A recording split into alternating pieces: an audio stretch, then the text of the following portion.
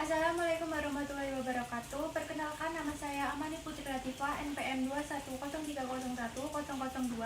Di sini saya akan memperlihatkan video praktikum konseling individu dengan pendekatan RIGP teknik self-talk untuk permasalahan sulitnya mengendalikan emosi marah. Teknik self-talk mempunyai beberapa tahap. Yang pertama yaitu tahap mendengarkan, yang kedua tahap menuliskan self-talk. Konseling menulis self-talk negatif yang ada pada dirinya. Yang ketiga yaitu tahap mengubah self-talk negatif menjadi positif, yaitu membuat kontes yang berisi kalimat-kalimat positif.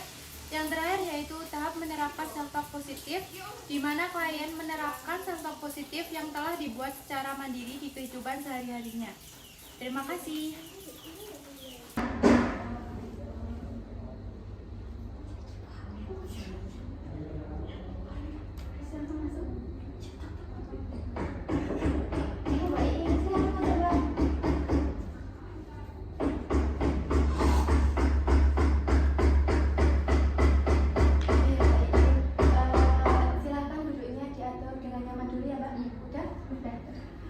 Mbak Iin habis kelas ya? Iya Mbak, habis kelas. Terus habis ini ada kelas lagi nggak Mbak? Ada, cuma masih nanti habis. Oh berarti ini nanti nunggu sampai tidur? Iya. Oh iya Mbak Iin, gimana kabarnya? Alhamdulillah. Iya Mbak Iin, padahal kita satu kampus tapi jarang ketemu ya? Iya ya Mbak, jarang banget ketemu ya. Soalnya kan sibuk masing-masing. Iya. Oh iya Mbak Iin, berhubung nanti ada kuliah, kita kesepakati kontrak waktu dulu ya Mbak. Ya, kira-kira pembicaraan ini diadakan berapa menit? Mungkin 10-15 menit cukup Mbak. Oh iya Mbak Iin, nanti diharapkan Mbak Iin bisa mengutarakan ceritanya atau bercerita dengan secara terbuka. Nanti yang ada di hati atau pikiran Mbak Iin diungkapkan aja.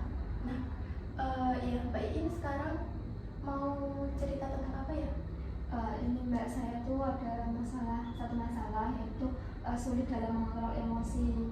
Jadi kayak saya itu gampang banget marah gitu loh Mbak. Kayak ada hal-hal sedikit gitu langsung kayak emosinya tuh tidak bisa dikontrol gitu.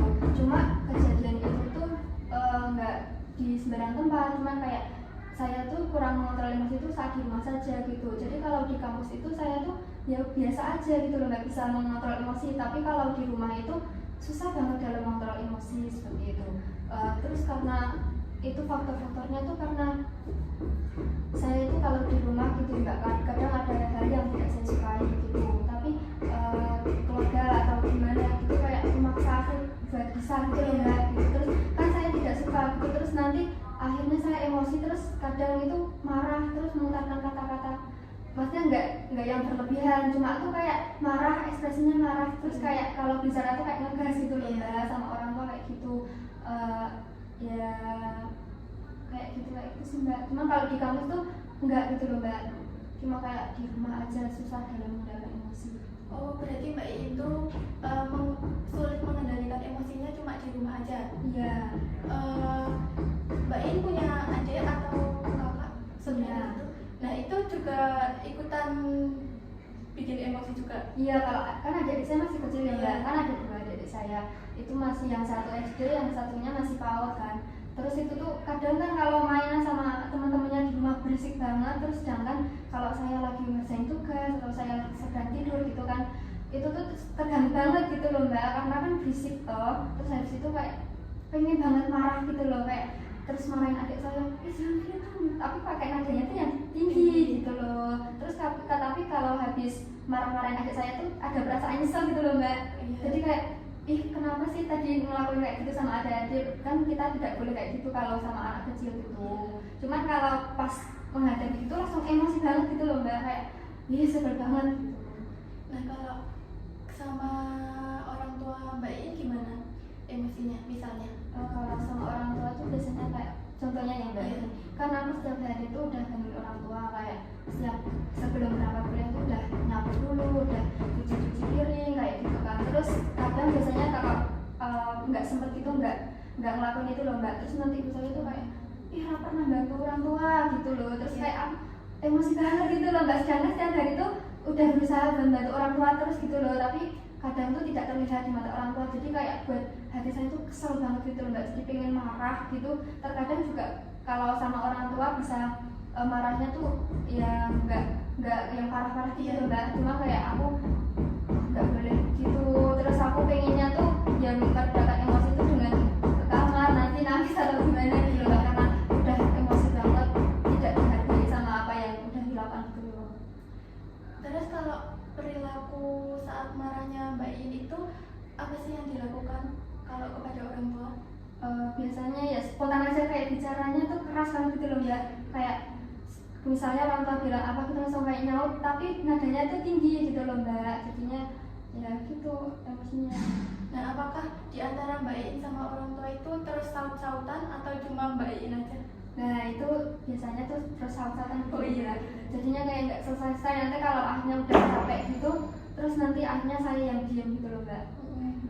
Berarti itu diamnya beberapa lama, kayak beberapa hari atau cuma beberapa menit aja? Mungkin cuman kalau sampai hari itu nggak lambat, cuman kalau biasanya kalau kayak gitu paling cuman berapa jam gitu loh mbak, terus diam, terus saya tuh di kamar terus gitu loh, nggak mau keluar kayak gitu.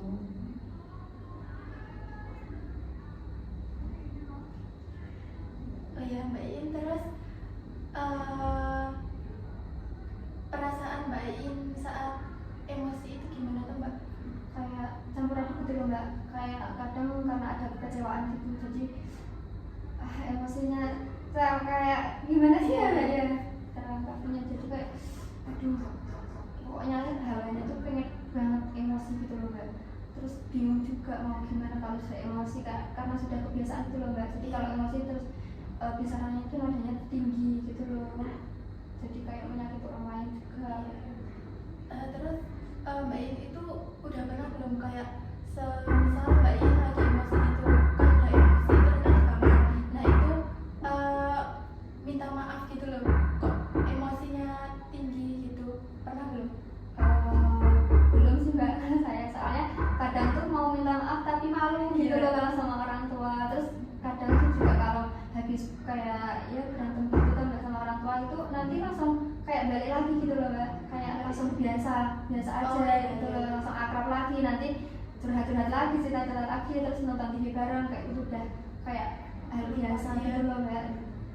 Berarti semisalnya Mbak In itu emosi, terus Mbak In menenangkan diri sendiri, nah kemudian nanti balik lagi ya, itu apanya, suasananya balik lagi. Iya balik lagi, jadi kayak emosi itu cuma sesaat pas kejadian itu loh mbak. Iya, terus habis itu nanti udah kayak jalan seperti biasa gitu loh mbak, kayak baik-baik aja nggak ada masalah.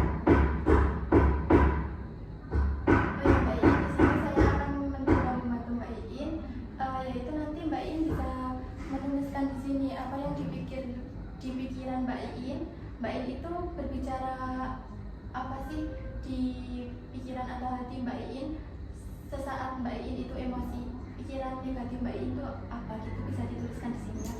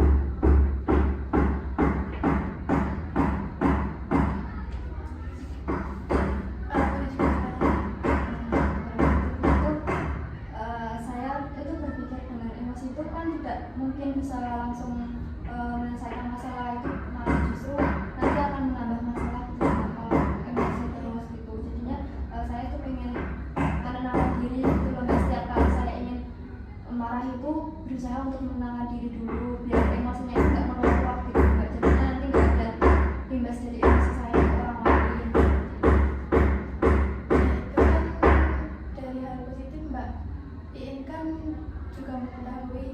Nah, kira-kira nih apa Mbak Iin itu bersedia untuk mengupayakan hal yang sudah ditulis di situ? Mungkin susah ya Mbak kalau buat ngejalinnya, tapi akan diusahakan gitu loh Mbak. Soalnya kan ini sudah keinginan hal yang positif, harus sebisa mungkin itu dijalankan gitu. Meskipun awalnya kayak susah gitu, tapi kan kalau nanti sudah terbiasa pastinya bisa. Mungkin kalau semisal ya Mbak, kalau semisal Mbak Iin lupa kan bisa kayak membawa catatan itu loh, bisa diingat-ingat gitu. Kira-kira nih Mbak,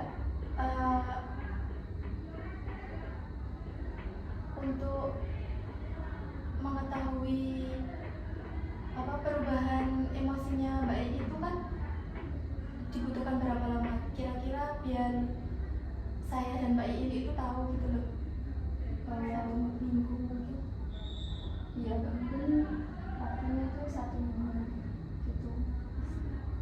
Nah, mungkin saat udah 1 minggu itu bisa kita ketemu lagi, bisa dibicarakan lagi gimana apakah Mbak Iin sudah bisa mengendalikan emosi secara stabil atau belum gitu ya Pak.